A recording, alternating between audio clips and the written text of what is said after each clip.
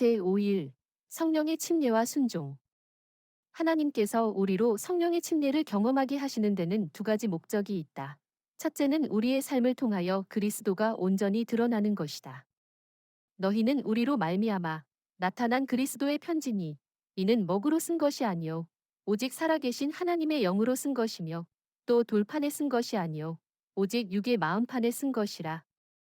우리의 삶을 통하여 그리스도를 세상에 드러내 보여주는 것이 하나님의 목적이다. 그래서 우리는 그리스도의 품성을 보여주는 편지의 역할을 하게 된다. 둘째는 복음을 증거하는 신자들에게 능력을 부어주시는 것이다. 오직 성령이 너희에게 임하시면 너희가 권능을 받고 예루살렘과 온 유대와 사마리아와 땅끝까지 이르러 내 증인이 되리라 하시니라. 오늘의 낭독문은 그 첫째 목적, 곧 예수님의 품성을 반영하는 것에 초점을 맞추었다.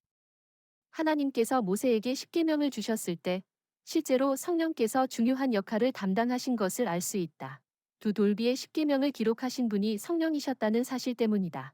아래의 병행절에서 보여주는 예수님의 말씀 중 하나님의 성령과 하나님의 손가락, 이 동일시 된 것을 보면 분명하다. 그러나 내가 하나님의 성령을 힘입어 귀신을 쫓아내는 것이면 하나님의 나라가 이미 너희에게 임하였느니라. 그러나 내가 하나님의 손가락으로 마귀들을 내쫓으면 분명히 하나님의 왕국이 너희에게 임하였느니라. 그러므로 두 돌비의 십계명을 기록하신 분이 성령이시라면 오늘날 성령으로 충만한 하나님의 자녀들의 마음판에 하나님의 율법을 기록하시는 분은 같은 성령이시다. 너희는 우리로 말미암아 나타난 그리스도의 편지니 이는 먹으로 쓴 것이 아니요 오직 살아계신 하나님의 영으로 쓴 것이며 또 돌판에 쓴 것이 아니요 오직 육의 마음판에 쓴 것이라.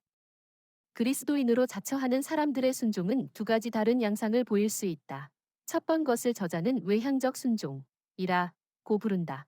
이것은 하나님께서 순종하라 고 명령하셨기 때문에 하는 순종이다.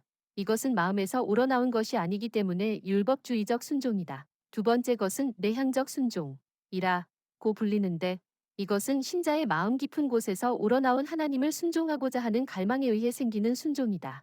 마음으로 하지 않는 외향적 순종 같은 것은 하나님께서 받으실 수 없다. 주는 제사를 즐겨 아니하시나니 그렇지 않으면 내가 드렸을 것이라. 주는 번제를 기뻐 아니하시나이다. 하나님의 구하시는 제사는 상한 심령이라 하나님이여 상하고 통회하는 마음을 주께서 멸시치 아니하시리이다. 이 백성이 입으로는 나에게 다가오고 또 입술로는 나를 공경하여도 그들의 마음은 내게서 멀도다.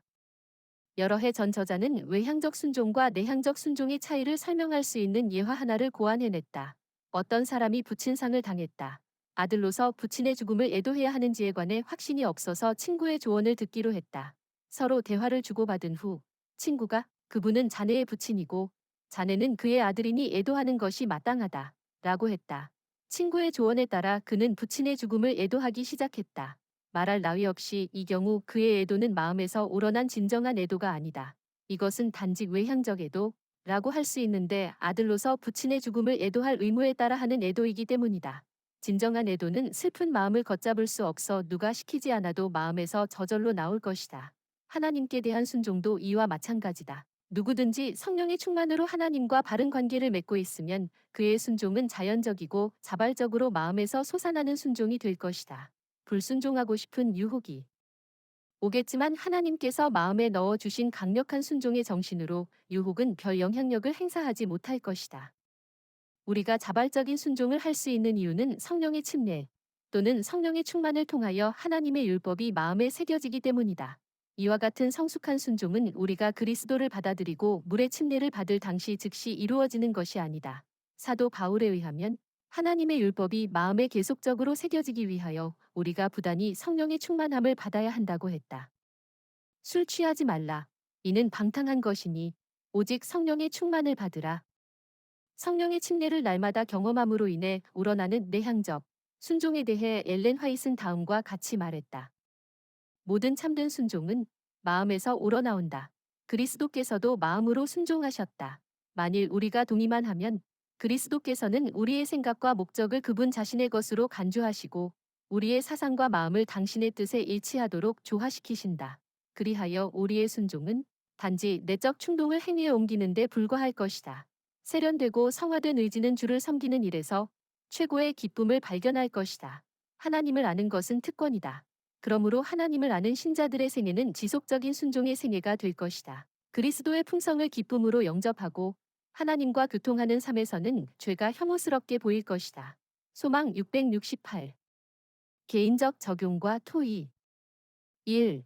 성령의 침례를 받는 목적 두 가지를 기술하라. 2. 두 돌비의 십계명을 기록하신 분은 3위 중 어느 분이신가? 3.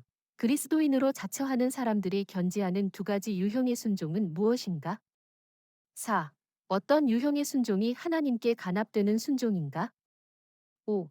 엘렌 화이슨 마음에서 우러나오는 순종을 어떻게 묘사했나?